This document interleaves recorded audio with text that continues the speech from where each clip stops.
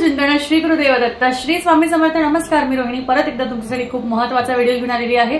आणि आजच्या व्हिडिओमध्ये खूप आपण उपाय बघितले, खूप गोष्टी बघितल्या, असं करा तसं करा, हे करा ते करा, पण नक्की आपण आपल्या घरात आपले स्वामी, आपल्या मारुती रायांची, स्वामींची पूजा आपण रोजच करतो। स्वामी समर्थ महाराजांची पूजा आपण रोजच करतो आणि रोज करायलाच हवी, कारण आपले ते गुरु आहेत आणि तेच आपल्याला मार्गदर्शन देतात आपण काय करायला हवं आणि काय नाही। तर बघा, हनुमान जयंती आहे उद्या आणि उद्याच्या हनुमान जयंतीला आपल्याला आपल्या घरात कशी पूजा करायची आहे, आपल्याला काय काय गोष्टी करायच्या आहेत, या सगळ्याबद्दलचा आजचा स्पेसिफिक व्हिडिओ मी केला की भरपूर उपाय झाले। ही पूजा करा, असं करा, इकडे जा, मंदिरात जा, हे करा। तर विचार केला की नक्की आपण घरी सुद्धा कोणत्या गोष्टी करू शकतो, मंदिरात जाऊन तर करू शकतो, पण आपण आपल्या घरी सुद्धा कोणत्या गोष्टी करू शकतो याबद्दलची आज आपण थोडीशी माहिती घेऊया।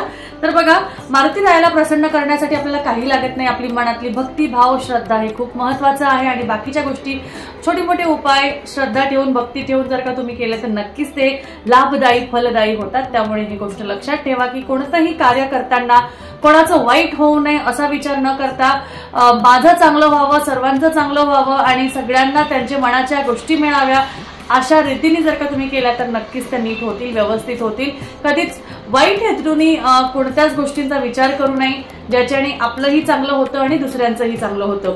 तर बघा, आता नक्की आपल्याला मारुती रायांना प्रसन्न करण्यासाठी काय करायचं आहे तर त्याबद्दलची थोडीशी माहिती आहे, ती माहिती मी तुम्हाला सांगते आणि परत मग आपण पुढे बघू आपल्याला काय करायचंय।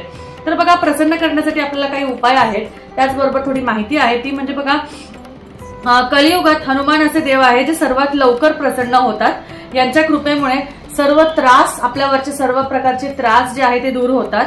तर घरात सुख समृद्धी वाढण्यासाठी आपण मारुती रायांची सेवा ही दर मंगळवारी करायला हवी, पण त्याचबरोबर हनुमान जयंतीला जर का तुम्ही ही सेवा केली तर त्याचे तुम्हाला जास्तीत जास्त लाभ दिसून येतात। हे जे उपाय आहे हे आपण हनुमान जयंतीला केले तर अति उत्तम, खूप छान, कारण हा दिवस खूप मोठा आहे, पौर्णिमा आहे। त्याचबरोबर बघा, ह्या दिवशी आपण मोठ्या उत्सवाने गोष्ट साजरी करतो। त्या दिवशी असं म्हटलं जातं हनुमान हे सगळ्यांची इच्छा पूर्ण करतात हनुमान जयंतीला जर का आपण कोणती गोष्ट केली। पण जरी तुम्हाला नाही जमली तर कधीही कोणत्याही मंगळवारी किंवा कोणत्याही शुभ दिवशी तुम्ही नक्कीच करू शकता। पहिलं तुम्हाला काय करायचंय, हनुमान जयंतीच्या दिवशी तुम्हाला सकाळी शुचिर्भूत होऊन एखाद्या मारुतीच्या मंदिरात तुम्हाला जायचे आहे। त्यानंतर मंदिरात गेल्यानंतर तुम्हाला पंचोपचारे हनुमानाची पूजा करायची आहे। तिथे तुम्हाला पूजेत लाल चंदन, लाल फूल, अक्षता व्हायची आहे, धूप दिवा लावायचा आहे। त्याच नंतर तुम्हाला जर का मंदिरात जायला जमत नसेल तर तुमच्या घरी एखादा हनुमान रायांचा फोटो असेल तर तुम्ही त्याच्या समोर सुद्धा ही पूजा सगळी जी आहे ती करू शकता। हनुमानाला चमेलीच्या तेलासोबत शेंदुराचा चोला आणि लाल वस्त्र अर्पण करायचे आहे। तर हे तुम्ही मंदिरात जाऊन सुद्धा करू शकता किंवा तुमच्या घरी सुद्धा तुम्ही ही गोष्ट जी आहे ती करू शकता। हनुमान चालीसाचा जो पाठ आहे तो तुम्हाला करायचा आहे किंवा श्रीराम नामाचा जप करायचा आहे, जय श्रीराम जय श्रीराम। आणि त्याचबरोबर तुम्हाला रामरक्षाचं पठण करायचं आहे, मारुती स्तोत्राचं पठण करायचं आहे। आजच्या दिवशी तुमच्या लहान मुलांच्या तोंडाने तुम्हाला रामरक्षेचं आणि मारुती स्तोत्राचं पठण केल्याने तुमच्या मुलांच्या सुद्धा बुद्धीत वाढ होते आणि त्यांचं लक्ष केंद्रित होतं।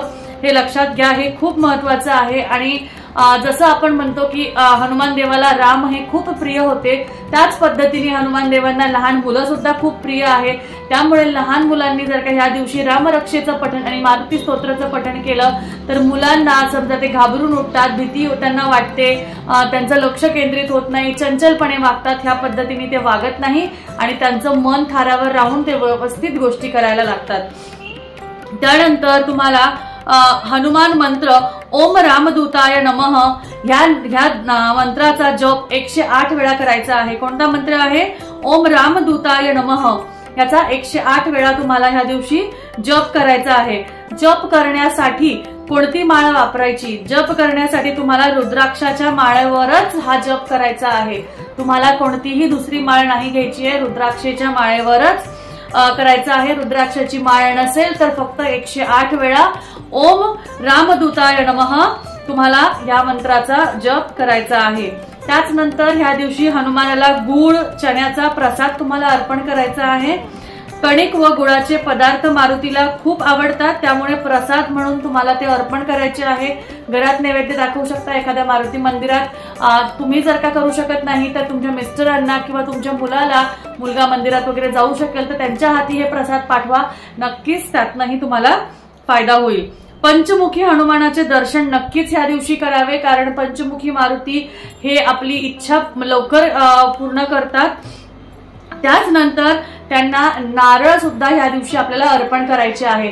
तर एखाद्या हनुमान मंदिरात जाऊन किंवा एखाद्या पंचमुखी हनुमान मंदिरात जाऊन तुम्ही नारळ नक्कीच या दिवशी अर्पण करा आणि त्यांना तुमची विनंती जी आहे, तुमची जी इच्छा आहे ती त्यांना सांगा. त्यानंतर त्यांच्या चरणातील शेंदूर आपल्या मस्तकावर लावायचं आहे आणि दर्शन घेऊन तुम्हाला तिथून तुमच्या घरी यायचं आहे. त्याचनंतर तुम्हाला अशा पद्धतीने हे जे 5-6 उपाय मी तुम्हाला सांगितले आहे, हे 6 उपाय जर का तुम्ही नक्कीच केले हनुमान जयंतीच्या दिवशी, उपाय म्हणजे ह्या 6 गोष्टी तुम्ही नक्कीच केल्या तर तुम्हाला नक्कीच त्या दिवसापासून बदल तुमच्या घरातल्यांच्या ह्याच्यात, तुमच्या मुलांच्या ह्याच्यात नक्कीच जाणून मिळतील, तुम्हाला नक्कीच दिसायला लागतील आणि तुमच्या आयुष्याचं सोनं झाल्याशिवाय राहणार नाही. कारण हनुमान जेव्हा आपल्या पाठीशी राहतात तेव्हा आपल्याला कोणत्याही प्रकारची भीती नसते. त्यामुळे ही गोष्ट लक्षात ठेवा. हनुमानराया आपल्या बरोबर असल्यावर आपल्याला कोणतीच गोष्ट म्हणजे भीतीदायक नाहीये, कोणतीच गोष्ट आपल्याला संकटदायक नाहीये, कारण ते आपले संकट नाश करतात. त्यामुळे त्यांची उपासना नक्कीच करावी. आणि हे फक्त हनुमान जयंतीलाच फक्त न करून दर मंगळवारी जमलंच दर मंगळवारी पुरुषांनी हनुमान मंदिरात जावं, तिथे जाऊन त्यांचं दर्शन घ्यावं, एखादं फूल वाहावं. ह्या गोष्टी सुद्धा केल्याने तुमच्यावरचे संकट नक्कीच टळायला लागतात. त्यामुळे आता मला असं वाटतं की माझी ही जी माहिती आहे ती तुम्हाला नक्कीच पूर्णपणे कळाली असेल, आवडली असेल तर नक्कीच लाईक करा व्हिडिओला आणि त्याचबरोबर शेअर करा, कारण ह्या गोष्टी शेअर केल्याने नक्कीच कोणाचा ना कोणाचा नक्कीच फायदा होईल. त्यामुळे जर का कोणाचाही फायदा झाला तर ह्या व्हिडिओचा हेतू साध्य झाल्यासारखं वाटेल. तर चला, आजची जी माहिती आहे ती माहिती स्वामी चरणी अर्पण करते आणि आजचा व्हिडिओ इथेच थांबवते. परत भेटूया अवधूत चिंतन. श्री गुरुदेव दत्त. श्री स्वामी समर्थ. जय जय स्वामी समर्थ.